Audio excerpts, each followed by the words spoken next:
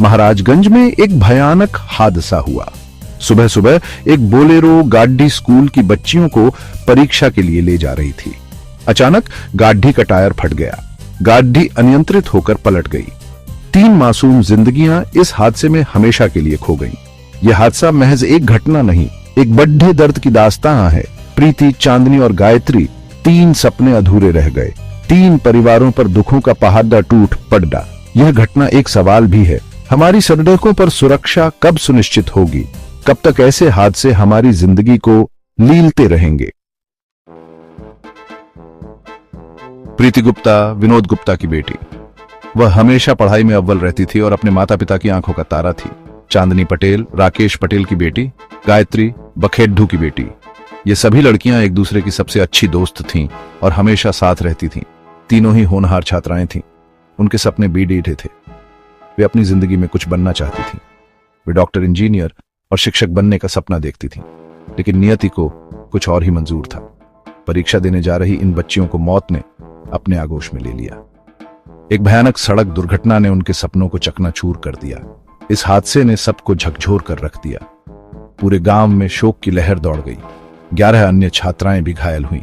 वे सभी अस्पताल में भर्ती हैं और उनका इलाज चल रहा है। रंजुन, विनोद गुप्ता की बेटी, और एक और चांदनी, अभिमन्यु चौरसिया की बेटी, गंभीर रूप से घायल हैं। उनकी हालत नाजुक बनी हुई है। उनका इलाज जिला अस्पताल में चल रहा है। डॉक्टर उनकी जान बचाने की पूरी कोशिश कर रहे हैं। यह घटना एक सबक है। यह हमें सिखाती है कि सड़क सुरक्षा कितनी महत्वपूर्ण है। यह याद दिलाती है कि जिंदगी कितनी अनिश्चित है। हम कभी नहीं जानते कि अगले पल क्या हो सकता है और हमें हर पल को संजो कर जीना चाहिए। हमें अपने प्रियजनों के साथ समय बिताना चाहिए और हर दिन को एक उपहार मानना चाहिए।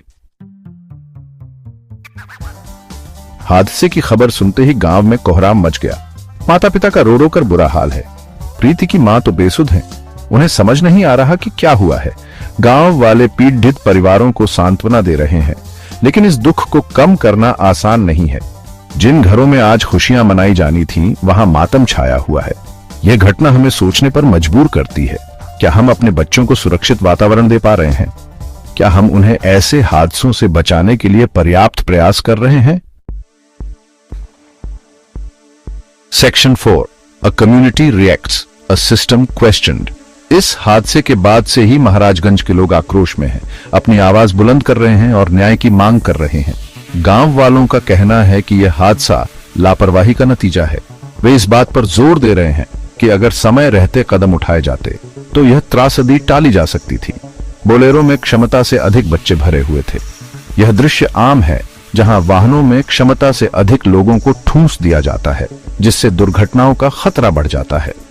गांव के ही रोशन कुमार जायसवाल ने ड्राइवर और स्कूल प्रबंधन पर लापरवाही का आरोप लगाया है। उनका कहना है, सब कहाँ पढ़ती थी लड़कियाँ? पार्शनाथ स्कूल पे, समरधीरा में। अच्छा, आपके गांव की कितनी बच्चियां हैं सब टोटल? टोटल लगभग 12-13 बच्चियां सब टोटल। 12-13 टोटल बच्चियां हैं। अच्छा, एक ही बोलेरो से सब सवार थी क्या? हाँ, सब एक ही बोलेरो से सवार थी और बाकी सब दूसरे गाड़ी सब। क्या मानते हैं घटना का जिम्मेदार कौन है आखिर?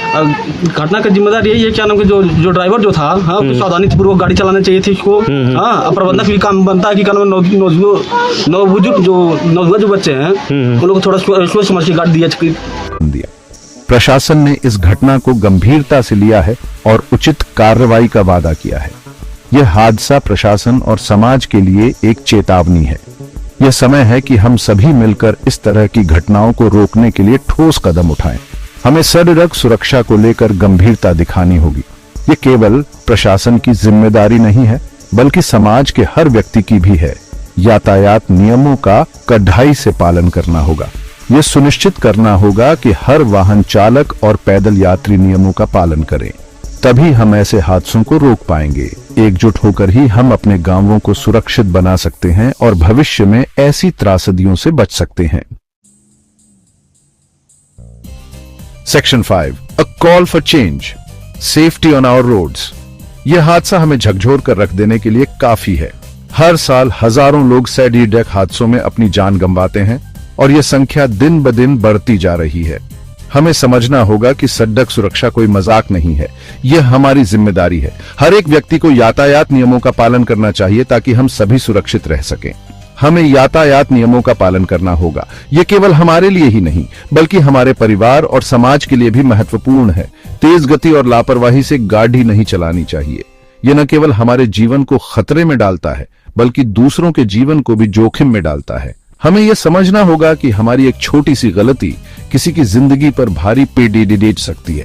इसलिए हमें हमेशा सतर्क और जिम्मेदार रहना चाहिए। आइए हम सब मिलकर यह प्रण लें कि हम सड़क सुरक्षा को लेकर जागरूक रहेंगे। हम सभी को मिलकर एक सुरक्षित सड़क परिवेश बनाना होगा और अपने आसपास के लोगों को भी जागरूक करेंगे। यह हमारी सामूहिक जिम्मेदारी है कि हम सड़क सुरक्षा के प्रति सजग रहें। तभी हम प्रीति, चांदनी और गायत्री जैसी बच्चियों को सच्ची श्रद्धांजलि दे पाएंगे। उनकी याद में हमें सड़क सुरक्षा को सर्वोच्च प्राथमिकता देनी होगी।